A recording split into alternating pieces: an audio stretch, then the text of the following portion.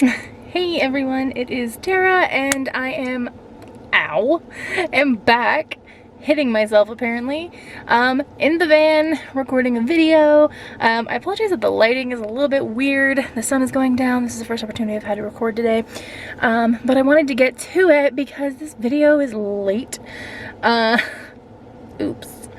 But yes, it's late, but I have a lot to report and a lot has been going on and life has been freaking crazy. So hopefully you are here for it. We're going to be talking about everything, updates with my weight, with the weight loss surgery situation, and all of the other things that I've been working on in regards to my weight loss journey. This last month has been quite trying.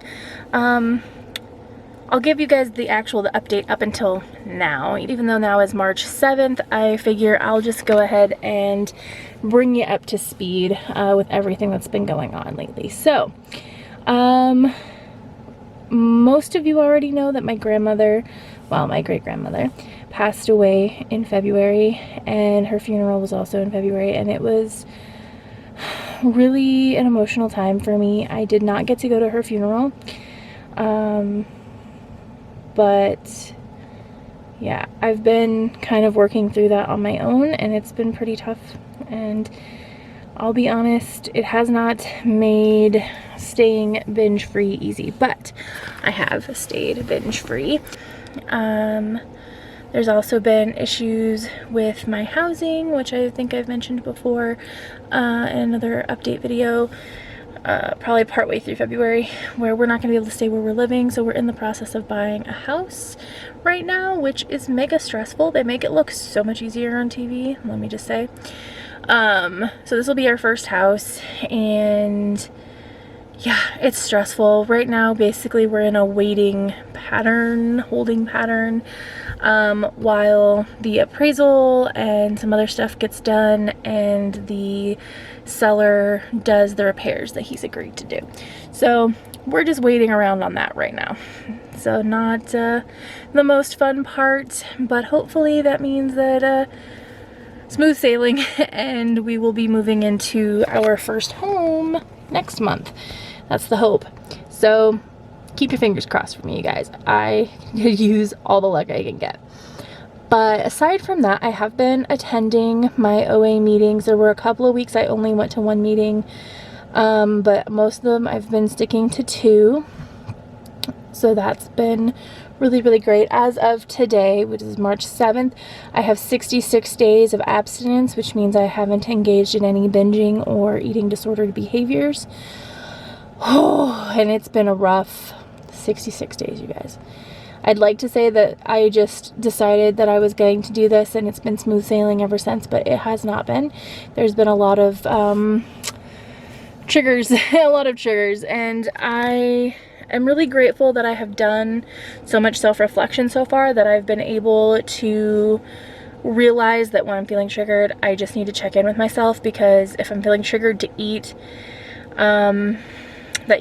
or binge, that usually means that there is some feeling or situation happening that is really overwhelming me that I don't know how to handle, or I'm feeling just too overwhelmed by. So I've been taking that as an opportunity to check in with myself and try to deal with these issues head on instead of eating, which has not, it's not that it hasn't been easy. Like, realizing what I was doing was the easier part, but being brutally honest with yourself and confronting all of these things that are really difficult for you to manage head on is not easy. That is not the easy part, and it's really learning a new behavior and learning a new way of reacting to life that I have never had before. So I'm working through that and trying to adopt these new behaviors and get more comfortable in them, because right now they are still not comfortable, and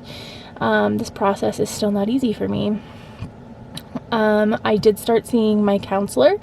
I just saw him for the first time last Monday.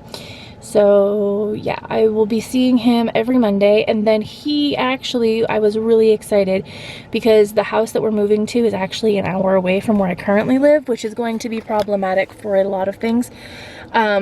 But one of the really cool things about my counselor is that he'll do teletherapy. So he said that while I'm still here in town, we would do the weekly face-to-face meetings while we get to know each other and while we kind of establish what the plan is, what my goals are, and get the ball rolling. And then we will move to doing teletherapy either, you know, 3 of the 4 weeks and just meeting kind of once a month, or just doing teletherapy unless I feel like I need a face-to-face meeting and then scheduling that. He said that we'll probably figure it out by the time it's time for me to move. We'll know what is the best course of action. So even once I move, I'll still be able to continue seeing this therapist, which I think will be really great because continuity of care is really important to me. So I'm really excited about that he does that, because I've never had a therapist that did that before, and so I think it'll be really, really helpful. I also went to the weight loss surgery seminar. You guys know that my doctor wanted me to go to an informational meeting basically to learn about weight loss surgery and the different options there, and basically, he wanted me to get all of the information about it before I made a decision about it, because I had told him directly that I didn't want weight loss surgery. And so he said that I can't eliminate options if I don't know what they are, basically. And so I have to go and hear them out. And then if I still don't want it, I can tell him that. So I went and I sat through the whole thing. It was like an hour and a half. It was one of the most awkward experiences of my life, I think. I think that meeting was more awkward than going into OA for the first time. There was like these huge signs with arrows like pointing to the conference room. It's like, bariatric surgery right here, info, come. And you know, I'm walking my big butt down the hallway into this room, and it's just like, thank you for broadcasting to everyone why I'm here. Awkward. And then I am in a room full of obviously people who are pretty similar to me. Most of them were about my size, also looking into weight loss surgery. And so that was interesting, because I don't know why I assumed it was going to be like a one-on-one or a small group thing, but this was a full conference room. But the surgeon who was doing it made intense freaking eye contact. Like, could you not look at me, sir, please? So, very, very uncomfortable for me. So he went through his whole thing, and he felt very passionately about obesity and weight loss surgery, which, I mean, if that's going to be your job, that's nice that you are that invested in it. He was pretty peeved by, I guess, the information, the outdated information that is continuously circulated. He made like a little spiel about it at the beginning. And he gave us a lot of things I didn't know about obesity or about weight loss surgery, and how it works, because it's definitely not what I was thinking it was. Because obviously I always just had this opinion that it was, you know, making your stomach smaller so that you eat less. And he basically said that historically that's what they thought too, but as time has gone on and they've done more studies about it, they've figured out that it's much more than that, and that it like actually impacts a lot of things to do with like stabilizing fat cells and how they interact with hormones and all these different things. Like, it was a pretty involved informational meeting. At the end of it, I still did not feel like I wanted to have weight loss surgery. So I'll say that now. I'm still not planning to have weight loss surgery. But when I spoke with the woman who spoke after him, so the surgeon spoke and then a woman came up and she kind of talked more about the housekeeping items like insurance and stuff like that. And then she talked about the process like leading up to surgery, and then like a teeny tiny little bit about what happens after. And she basically, her and I spoke, and it was this idea that leading up to surgery, right, there's a lot of requirements, including getting psychiatric evaluations to make sure that you can handle surgery, and the after effects, because they said within the first year you usually lose about 60% of your body weight, which is a lot, and that can be a little dysphoric for some people. And so getting evaluated to make sure that you can handle that, and then basically, like, you do a bunch of blood work, you have to come in and get weighed, and they have this really fancy scale that, like, it doesn't just show your weight, it, like, gives you this whole huge printout that, like, gives you, like, your bone density and your, like, fat percentage and, like, how old your body is and things like that. Like, I thought that was kind of interesting. There's, like, support groups with it, and just there was a lot involved in the time leading up to surgery. And she said that with my insurance, basically to get cleared for surgery takes 12 to 14 months. And I'm trying to think how to word this. Basically, she had this point that she was trying to make where she was like, look, I get you don't want surgery, that, you know, you're not feeling like it's for you, but a lot of people start in the program that are, and then they decide not to get the surgery when it comes time because they're happy with the progress they're making and the way that they're losing weight, and the tools and the skills they're learning in the weight loss program leading up to surgery. Basically, like, wouldn't it be beneficial to you to participate in the program and then make your final decision in a year from now when it comes time for the actual surgery to say, yeah, no, I still don't want it. Or if by then I do want it, then I've done everything I need to do and I can go forward with it. As opposed to saying, no, I absolutely don't want that, trying to figure it all out on my own, kind of like meeting with my counselor, obviously, meeting with my doctor, but not having all the extra added tools and the extra kind of like already outlined program. And then in a year, she's like, you know, in a year from now, you might decide you want the surgery, and then you would have to start the program then, and then it'll be another year. So, like, wouldn't it make sense just to do the program and opt out basically at the end? And I'm just, honestly, I felt a little bit waffly about that, because, like, I can see the rationale behind that. I can see the logic there. I just don't want them to push me into something I don't want. And right now, that is not what I want. And, you know, a year from now, she's right, a year from now, I might feel differently. And so that's kind of where I'm grappling right now, is deciding if I want to go forward with participating in the program, doing the counseling, doing the blood work stuff, doing all the weigh-ins. They want you to, like, track and measure your food and exercise, all of those things, because basically what the surgeon said, he was like, the surgery doesn't make you lose the weight, you know, it helps you, but, you know, the lifestyle change is what's going to give you sustained weight loss. So if you aren't changing those habits, like, it's not going to matter. It's not going to matter what you do. So, which I agree. So, I don't know. That's where I'm grappling right now in regards to weight loss surgery, is like, do I do the program and then opt out at the end after, you know, getting all these tools and all this feedback, all this information? Or do I just say no thank you, and try to do it on my own? I don't really know what the right answer is. That's where I'm at right now.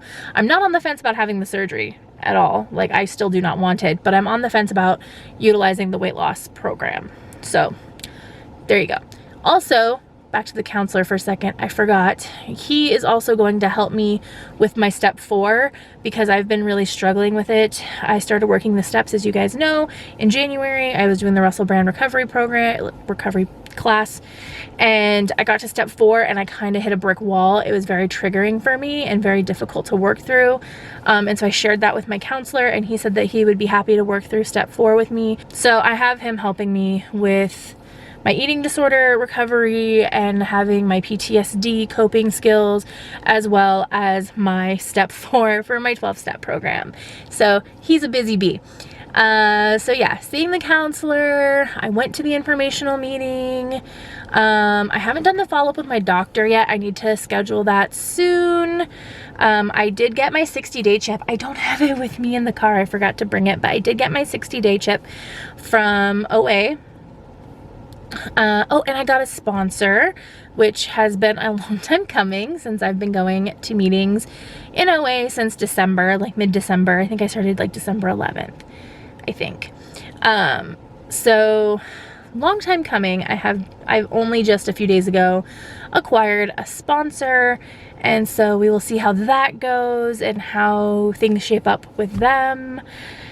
And yeah, I think overall I'm doing well. Let me get my phone here so I can pull up my numbers and tell you guys what my weight is doing. So, sorry, there's like sun and I'm like trying not to get blinded with my setting sun. All right, so at the end of last month, at the end of January, I weighed 471.2 pounds. So I, as of March 1st, weighed 460.8 pounds, which I don't know how I managed this, comes out to 25 pounds even. I've lost 25 pounds since the beginning of the year. So for February specifically, I lost 10.4 pounds, which, you know, is less than January, but still good. Still good. I'm trying not to like let it be a thing. I'm trying to stay in my good headspace and stay focused on recovery first. That weight loss is a side quest, basically. Main quest is recovery. Main quest is getting better, and developing better habits and healthy living strategies and skills. So yes, I'm trying to deal with that. Sorry you guys, I keep moving you around. The sun is in a terrible spot. I probably should have filmed earlier, but I think that's everything, hopefully. I already addressed the way of eating. My diet is officially called flexitarian. That's what it's called. So basically, vegetarian who occasionally still eats meat. Don't know how else to clearly explain that. I did a whole video about whether or not I was going vegan because a lot of people were concerned about that. And so, did a whole video about it. And yeah, that's part of why this video is late, because I had that video going up first. So, anywho, there you go. That's everything going on in my life right now. Got my sponsor, saw my counselor, went to the appointment that my doctor wanted me to go to find out about weight loss surgery, and lost some weight. Been to OA, doing all of the things, you guys. I'm working really hard. I'm just gonna put it out in the universe. I'm going to do a full day of eating video at the request of somebody on Instagram who is super, super sweet and has been enjoying my food pictures and things and asked if I would do one. So yes, I'm going to do a full day of eating video. If you guys want content of specific types, you guys are always welcome to ask me, and I'm happy to try to do them for you. If you guys want more of the grocery hauls, I haven't been doing those. If you want the grocery hauls, let me know, like, down below, and I can try to get those done as well. So that's it. Thank you for watching this video. It went too long, but I appreciate you guys for being here. If you liked this video, please give it a big thumbs up. If you're not subscribed, please consider subscribing and joining me on my health and wellness journey, and I will see you guys in the next video. Bye.